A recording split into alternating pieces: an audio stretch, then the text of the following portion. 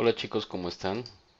Les voy a dar el repaso de Informática Biomédica 1, bloque 2. Eh, ¿Se acuerdan que ya hemos hecho ya varios ejercicios de búsqueda? De hecho, hemos utilizado las computadoras para poder buscar información en medicina. De ahí, nosotros buscamos en algunos documentos o bibliotecas que le llamamos nosotros fuentes de información. Las fuentes de información es cualquier entidad que nos provea datos. Puede ser un disco, puede ser un USB, puede ser cualquier área que nosotros tengamos. Nosotros tenemos dos fuentes de información, las primarias y las secundarias. Las primarias ya sabemos que que es información original, ejemplos, un libro, un artículo de revista, unas normas, etcétera. Y las fuentes secundarias son información primaria, pero ya elaborada, sintetizada y reorganizada. Por ejemplo, pueden ser una enciclopedia, incluso Wikipedia es una fuente de información secundaria. De ahí, nosotros generamos estrategias para poder hacer búsqueda de información en medicina, para lo cual tenemos los operadores booleanos que ya utilizamos.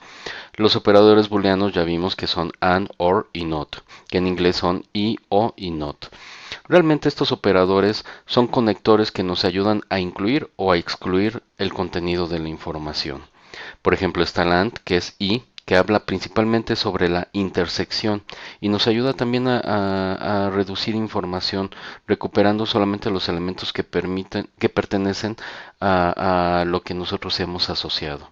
Está OR, que es O, que habla sobre la unión, que prácticamente también nos ayuda a poder discriminar la información, pero nos la amplía todavía mucho más. Y NOT nos restringe la información, que sería la negación. De ahí otra estrategia es utilizar los motores de búsqueda. Los motores de búsqueda ya vimos que son plataformas o herramientas que nos permiten recuperar archivos almacenados en un servidor de Internet. Motores de búsqueda puede ser Scholar Google, puede ser mismo Google, etcétera. Pero estos motores de búsqueda, ¿de dónde sacan la información? Ah, pues de las bases de datos. Las bases de datos entonces son información u organización estructurada de un conjunto de información que tienen una característica en común. Recuerden que esta característica en común pueden ser los autores, pueden ser las fechas, pueden ser las revistas, etcétera. Mismos que se consideran también metadatos. Entonces, bases de datos tenemos Medline, tenemos Toxline, tenemos Embase, tenemos Cochrane, tenemos los Current, etcétera. Entonces, aquí es donde está la información en las bases de datos. De ahí utilizamos los motores de búsqueda, que son los servicios de información, que son las herramientas que nos ayudan a poder rascar o encontrar o buscar la información que nosotros queramos. El mayor exponente de motores de búsqueda es PubMed, tenemos también Medline Plus, tenemos Walter Clower, Ovid, etcétera. Entonces, así, esta información que comparten todos estos bases de datos son los mismos metadatos que ya habíamos platicado, que son los datos sobre los datos, que utilizamos para identificar, para describir y localizar algún recurso de información. Entonces, estos metadatos se utilizan en el método bibliométrico, que se basa en el análisis cuantitativo de todos los metadatos que nosotros hemos revisado. Como ya les había dicho, autor, año, temas, revista, palabras clave, etc. De ahí existen las áreas complementarias que ya hemos platicado, donde nosotros principalmente nos centramos en la cibercienciometría, en la informática biomédica. También otra estrategia para ayudarnos a buscar información es el almacenamiento. Y el almacenamiento de esta información se lleva a cabo por medio de plataformas o herramientas que se le llaman gestores bibliográficos. Nosotros incluso ya lo descargamos en nuestro teléfono, Mendeley, que es un gestor bibliográfico que nos facilita la organización, almacenamiento y uso de referencias que hemos buscado constantemente. Por ejemplo, si descargamos un artículo, lo podemos guardar en Mendeley. Si nosotros estamos leyendo un artículo, pues nosotros podemos sacar la misma bibliografía de Mendeley. Hay diferentes. Está RefWorks, está Mendeley, Zotero, EndNote, pero el más práctico y el más utilizado en medicina es Mendeley. De ahí, ya cambiamos de tema, brincamos a lo que sería ética. Como tal, ética tenemos dos tipos de principios. Tenemos los principios éticos fundamentales, que son 6, y tenemos los principios generales de la ética informática, o sea, uno aterrizado a informática meramente y estos que son aterrizados a la población en general, digámoslo así. Puede ser población de contadores, puede ser abogados, puede ser, o simplemente de toda la población. Estos son 6. El primero es autonomía. Todas las personas tienen derecho a su autodeterminación. Ellos pueden decidir qué tratamiento recibir. Ellos pueden decidir si recibir o no recibir el tratamiento. Son autónomos. El número 2 es igualdad y justicia, donde todas las personas son iguales como personas. Nosotros debemos de atender a las personas de manera igual, ya sea en una institución pública, ya sea en una institución privada, pero debemos de dar lo mejor de nosotros y dar la atención. Y eso va de la mano con la beneficencia, donde todas las personas deben de obrar por el bien de los demás. Nosotros, el solo hecho de que tengamos conocimiento de medicina nos genera el compromiso de poder dar el beneficio a las personas y obvio que sea igualitario el beneficio. Y también va de la mano con el no perjuicio, donde si conocemos el procedimiento lo podemos hacer, pero si no conocemos y no sabemos hacer un procedimiento, una apendicectomía o algo así, no conviene que nosotros nos aventemos a hacerlo. ¿Por qué? Porque podemos generar un perjuicio. Entonces nosotros mismos como médicos podemos generar un perjuicio si no conocemos la información o los procedimientos. Otro sería la imposibilidad, donde a veces las condiciones no nos permiten realizar lo mejor posible las cosas y eso considerando siempre los principios éticos como de no perjuicio y como el de beneficencia.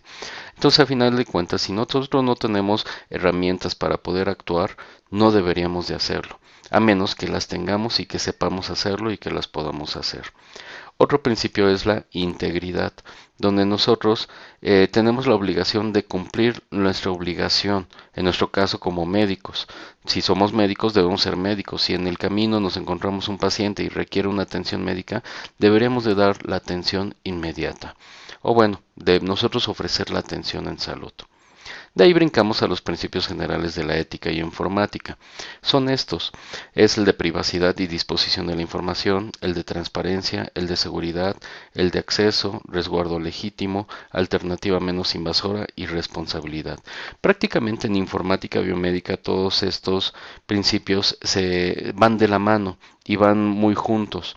Los principios generales de la ética informática, por ejemplo, el de privacidad y disposición de la información, tiene que ver, por ejemplo, con el expediente clínico electrónico. El expediente clínico sabemos que es un documento que nosotros elaboramos de nuestro paciente y que nosotros lo vamos conjuntando. La idea es que nosotros hagamos esta información privada. ¿Por qué? Porque somos responsables de la información que vamos obteniendo de nuestro paciente. Está también lo que es la transparencia, la seguridad, acceso y resguardo legítimo, que prácticamente van con la norma 024, la que se le conoce como si fuera la norma oficial mexicana 024 del expediente clínico electrónico, pero en realidad es la norma del resguardo de la información digital o de la información en salud de manera digital.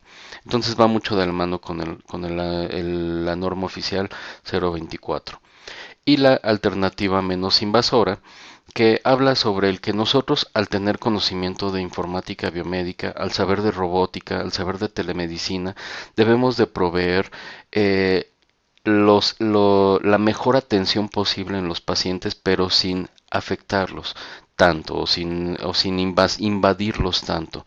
Un ejemplo puede ser la cirugía laparoscópica donde se entran los puertos nada más o los trocárers. Otro ejemplo puede ser la cirugía robótica donde tratamos de que no abramos tanto al paciente o de que no afectemos tanto al paciente.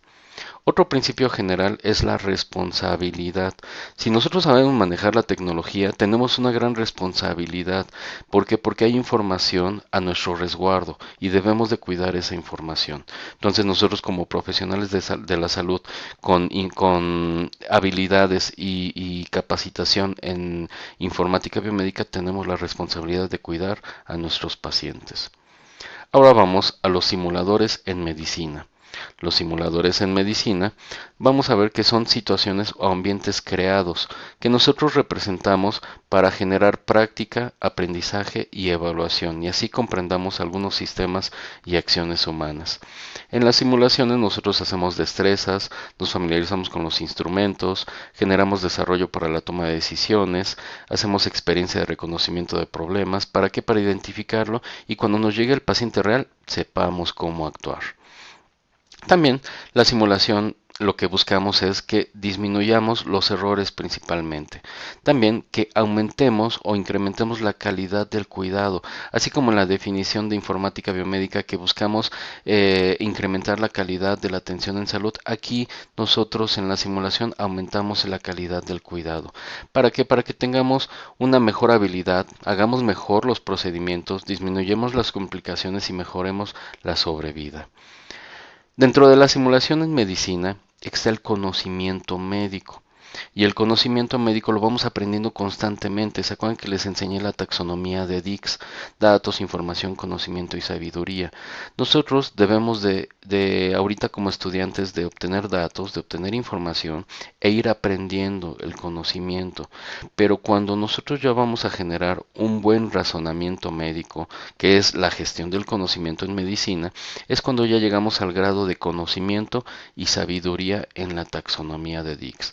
Eso es cuando ya nosotros internalizamos o comprendemos todos los fenómenos que nos rodean en medicina. De ahí también utilizamos la espiral del conocimiento en la simulación de medicina.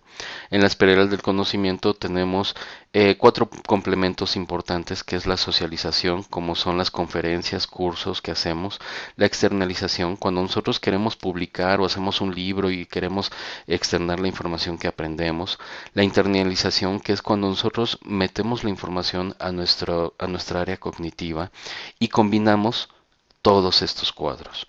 Dentro de la espiral del conocimiento existen dos tipos de conocimientos o aprendizajes, que es el explícito y el tácito.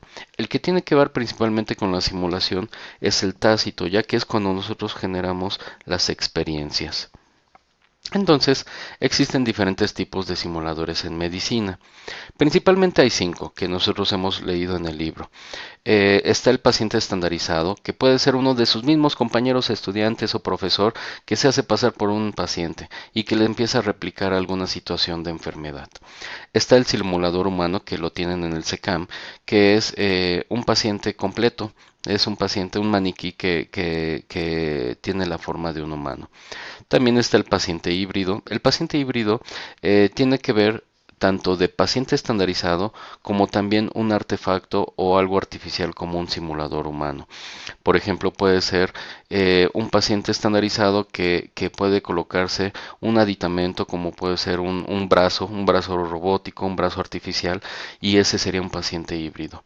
También está el simulador de habilidades específicas, donde nosotros podemos hacer una característica en especial de la simulación. Por ejemplo, en este caso, de que tiene unas orejas grandes el niñito, podemos hacer otoscopía o podemos hacer oftalmoscopía. También hay simuladores de habilidades específicas con los que nosotros nos ayudamos a intubar, a hacer alguna actuación de vía aérea. También tenemos el simulador virtual. El simulador virtual es muy importante porque es la evolución y es hacia donde vamos nosotros como estudiantes en medicina. Entonces tenemos simuladores de baja tecnología y de alta tecnología. Un simulador virtual, por ejemplo, puede ser estos aparatos que tienen las pinzas del laparoscopio y que nosotros en la pantalla podemos ver la cirugía, como se puede ver aquí. Este es un simulador como tal humano. Y de ahí brincamos a dos tipos de simulación, que es la realidad virtual y la realidad virtual aumentada. Aquí lo importante es que en la realidad virtual incluye tecnología de tacto, que sería la tecnología áptica, donde nosotros podemos sentir los tejidos por medio del pinzamiento, donde nosotros podemos percibir ciertas condiciones de tacto.